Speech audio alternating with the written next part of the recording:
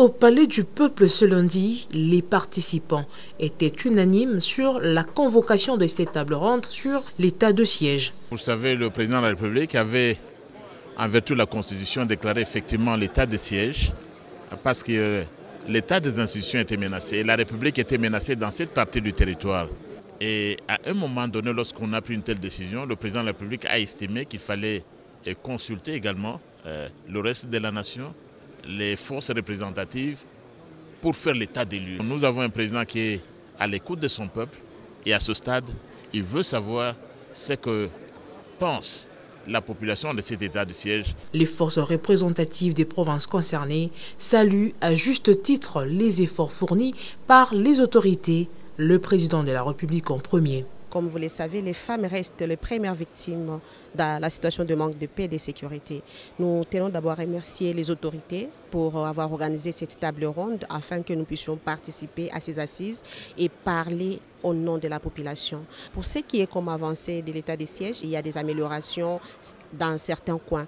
Mais si le rôle régalien qui est de sécuriser, qui est chargé des opérations militaires et tout, la situation n'a pas pu changer. Et c'est ça le plus grand défi. C'est pourquoi aujourd'hui nous sommes venus afin que nous puissions donner le message de la population qui est d'élever l'état de siège. Pour autant que l'insécurité reste encore criante, la population du Nord Kivu, la population de l'Ituri souhaiterait à ce que la paix revienne. D'autre part, il y a les élections qui pointent à l'horizon et on ne saurait pas organiser les élections pendant que nous sommes encore en état de siège. C'est encore une autre problématique.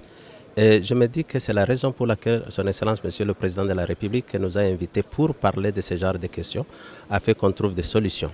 Mesures radicales mais nécessaires pour juguler rapidement les groupes armés et rétablir la sécurité. L'état de siège, après plus de 50 prorogations, subira assurément soit un maintien, une requalification ou carrément une levée pure et simple.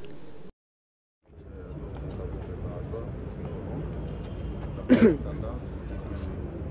qui veulent de la DP de l'état de siège. La deuxième, la troisième, c'est la requalification.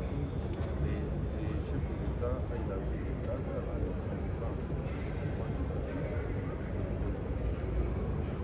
les trois thèses vont être développées avec ces gouvernements et le tout sera développé sur la salle des chefs.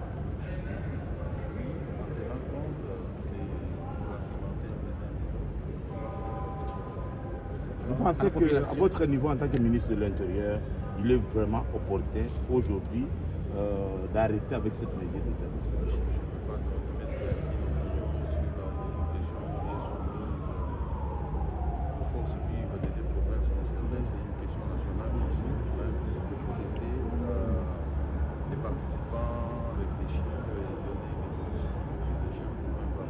Qu'attendez-vous d'eux? Qu'ils travaillent objectivement dans l'intérêt supérieur de la nation. On évite plus d'émotions, on travaille plus pour... C'est quand vous avez un message pour ces deux populations, c'est vous savez, aujourd'hui, j'ai été à l'Est, j'ai parcouru 4 provinces. J'ai parlé avec des procédures. Féliciter son Excellence, Monsieur le Président de la République, pour son sens de reconnaître que cet État ronde était prévu il y a longtemps par lui-même. Il venait de concrétiser ce qu'il nous a dit. Nous sommes très préoccupés. Moi, je suis italien, je suis député national et sénateur pendant 45 ans. Alors, j'ai une expérience dans cette histoire-là.